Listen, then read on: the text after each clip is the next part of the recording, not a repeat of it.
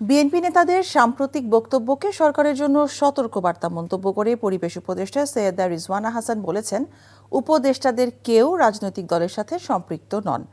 আর আইন উপদেষ্টা আসিফ নজরুল বলেছেন, রাজনৈতিক দলগুলোর সঙ্গে সরকারের কোনো দূরত্ব নেই। দুপুরে রাজধানীতে আলাদা অনুষ্ঠানে তারা এসব কথা বলেন। নূর হোসেনের report. Jamuna smart refrigerator, smart লাইফে স্মার্ট রেফ্রিজারেটর।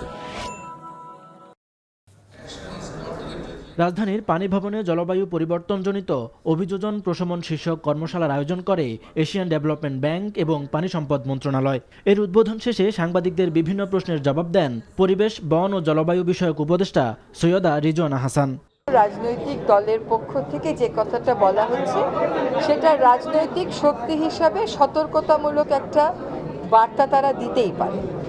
উপদেষ্টা পরিষদের কেউ রাজনৈতিক দল গঠন করছেন উপদেষ্টা পরিষদের থেকে, এটা আমার জানা নেই। কোনো দল নির্বাচন করবে কি করবে না, কেমন করে রাজনীতির মাঠে ফিরবে বা ফিরবে না, সেটা সেই দলের উপর নির্ভর করে।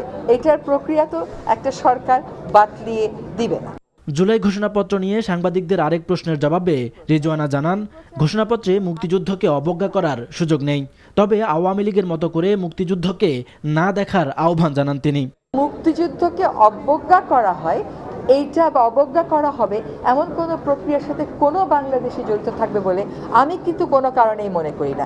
বরং মুক্তিযুদ্ধকে একটি বিশেষ দল তাদের ক্ষমতায় থাকার হাতিয়ার হিসেবে ব্যবহৃত করে জাতিকে বিভক্ত করেছিল।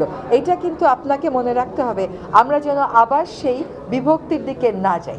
এদিকে সচিবালয়ে আইন উপদেষ্টা আসিফ নজরুলের কাছে সাংবাদিকদের প্রশ্ন ছিল, সরকারের সঙ্গে রাজনৈতিক দলগুলোর দূরত্ব তৈরি হচ্ছে কিনা।